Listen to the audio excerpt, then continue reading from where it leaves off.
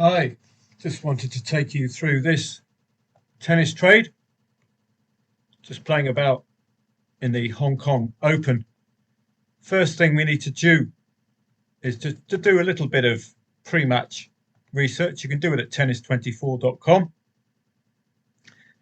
First thing to really look at the rankings. 16th against 179th. This guy here is likely to be a local lad, so he's going to be enthusiastic. We've got you see this number in brackets, that's the seeding. I like playing seeded versus unseeded, particularly in a Grand Slam event, but this isn't a Grand Slam event. But we've got a third ranked against a local lad who's going to be enthusiastic. That we know. So when he wins the first set, it's not panic, is it? We might get Rublev with a bit of jet lag or whatever, but that's a good entry point. Check the pre-match odds as well. The market fancied Rublev there. I got in a little bit late at one point, or early at 1.66. I should have waited until Rublev lost the first set. His odds would have been all the way up here. 2.75 losing the first set.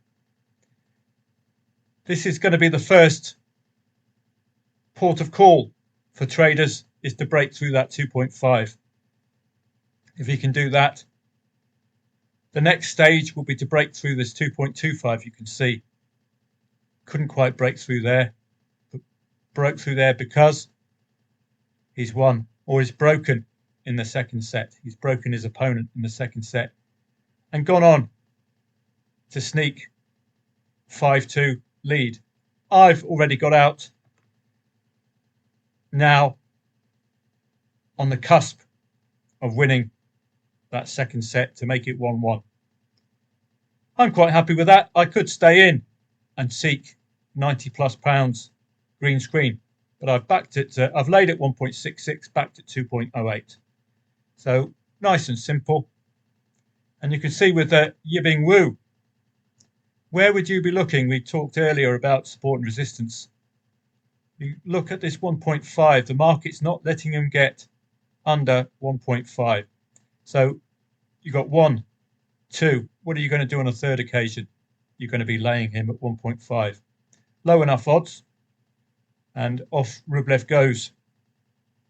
And this guy is returning now to his pre-match odds of 2.5, even though he's won the first set.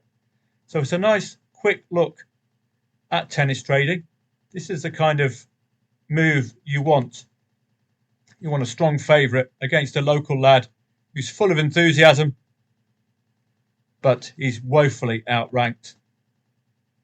Normal service has been resumed by Rublev, and his odds, oh, I shouldn't have backed. His odds have reverted back to what they were pre-match. So I get out with a nice green screen here. £22 relative to the amount risked is pretty good. So that's the first look at a tennis trade. I just want to show you how to practice without it costing you any money. Well, in order to practice without it costing you any money, just use Tennis24. Go back as long as you'd like. So we can go back all the way to Sunday, and we can have a look at this match. We've got the 1.44 favourite playing an Australian. Now, for a bit of fun, you might want to lay the 1.44 favourite winning the first set in case the Aussie turns up in front of home support. But he's not fancied by the market. In this particular match, what a pity that Hugo Carabelli couldn't win the first set as an outsider winning in a tiebreaker. This is what you look out for, 7 6s. It means that the players just won the right point at the right time. That's what that means. So if Carabello had won that first set, yes, we might have a play for Teen to look at winning the second set. Do also make sure you give it a quick click. Look at the ATP rankings. That's your first port of call. It's very tight, isn't it? 48th against 26th. It's not quite the Rublev one, 16th against 140th, was it? 48th against 26th. Very tight rankings. So do check the pre-match odds as well. Really strongly favoured, this team. So what a pity we didn't get Carabelli winning the first set via a tiebreaker. So you can go back as many days as you like, check out the stories of the matches. Ask yourself, would I have played or not? I might have played here, for example. Check the rankings. 33rd against 14th. So again, fairly tight in the rankings. You can go as deep as you like, tennis trading wise. We are on hard courts at the moment, so no point looking at clay or grass, is there? You're looking at hard court form. Nakashima, not too hot at the moment, is he? Davidovich Fokina, not too hot himself. Well, Zverev, and this was back in October, so it's not recent form. Head-to-heads as well. Davidovich Fokina winning the last two in 2023. So I might have been tempted in here, and I might have lost a bit of dough.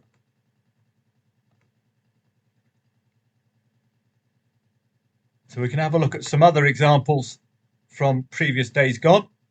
See if you can find the story, find any angles. Pre-match odds would be the first port of call, 1.44. We've got an outsider winning the first set. You see that? The underdog winning the first set, and notably in a tiebreaker. Notably.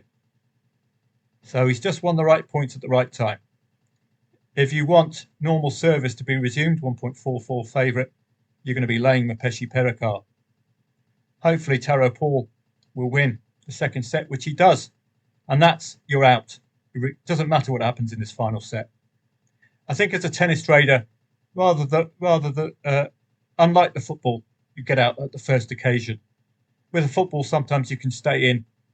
But with tennis, I recommend greening up. That's why I greened up straight away.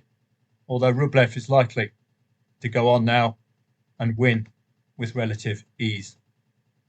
Nick Kyrgios and Kovacevic. Well, I would be laying Nick Kyrgios if he won the first set, just because he's an Aussie in Australia, but he's not really, his head's not in it, is it? Moving on down, Cameron Norrie against Hugo Humbert. I would have looked for Norrie to have won the first set there. He won the second in a tiebreaker, but he went on and won the match, so respect for that. Hijikata against Walton. Got two Australians meeting each other. And 1.73 the favourite. Very difficult to call. You'd normally think possible three-setter here. But it's difficult to call. It's like the football match, 2.4 the favourite. Grigor Dimitrov and Carino Buster-Capino Ass, as I like to call him. 1.44 home favourite wins. 1.44 favourite wins the first match. So no trade there for me. And you can keep doing this. What does that suggest? Even Stevens. So it's very difficult to call, isn't it? 1.62 favourite. You can check the rankings.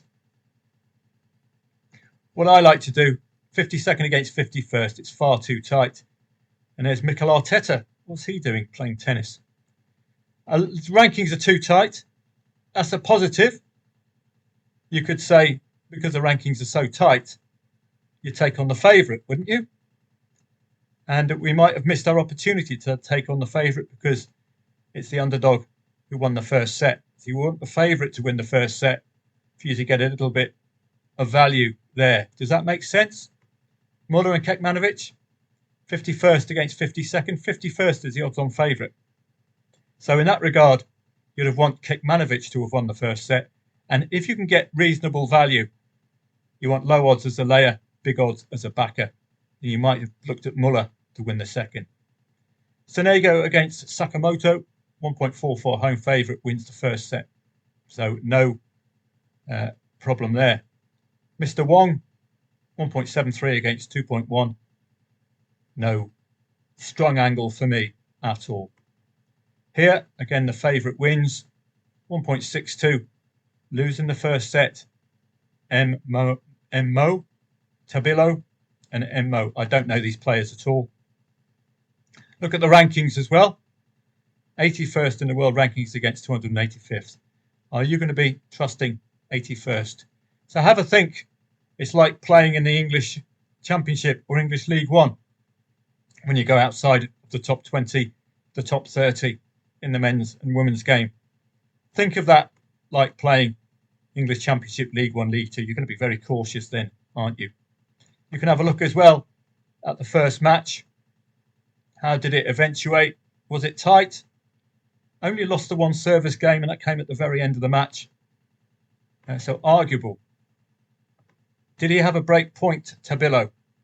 At no stage did he have a break point. And yet again, losing the second to last, or his last service game, just at the wrong time. So a tight match against 285th in the world. He couldn't quite cross the line. What a pity. Would you have trusted 81st in the world? That's what I'm saying. So do make use of Tennis 24. If you're interested in tennis, try to find the story. You've got your 2 checks to do, pre-match odds, and you've also got the ATP rankings. What I also like to look at is fellow countrymen or countrywomen playing each other as well, and the locals playing in their local tournament. So Aussies in Australia who are not out of it. Tom Lanovich, for example. You can look at this in 2 ways in this ladies' match. You've got a 1.33 favourite, but you've got the Australian winning the first set. Now, you could say that's just enthusiasm in front of home support. The Aussie, not fancied, has won the first set. That could, in and of itself, be another trading angle for you. Tennis can be as complicated as you want. Some tennis traders pore over these service stats and all of this nonsense. I'm looking for an odds movement. That's all I'm looking for. So I don't need to be paying 40 quid a month for some reports. And what these tennis services do, they leave it up to you at the end of the day. It's your call. As long as you're creating some value and you're keeping your liability covered. And as I say, the importance with tennis is to get out as quickly as possible. It's more of a scalping sport than football is. That's why I got out. And you can see he's pushing on now, Rublev, already getting the break. And he's likely to push on and get a simple win. So I hope this has piqued your interest about tennis. Do leave a message or leave a comment below if you want to know more about tennis. Rankings are important. De Minaur, you'll get to know, like football teams, you'll get to know real solid players as well. De Minaur is superb. Who was that other one in Italy? I've forgotten his name. He had a brilliant season last season. Came out of nowhere and really started dominating. Don't forget the ladies' game is typically 2 sets, and that's going to be the same in the Grand Slam, but the men's in the Grand Slam is going to be 3. We'll get to that in a future video. So I hope you find these videos of use, and I'll come back to you with another one.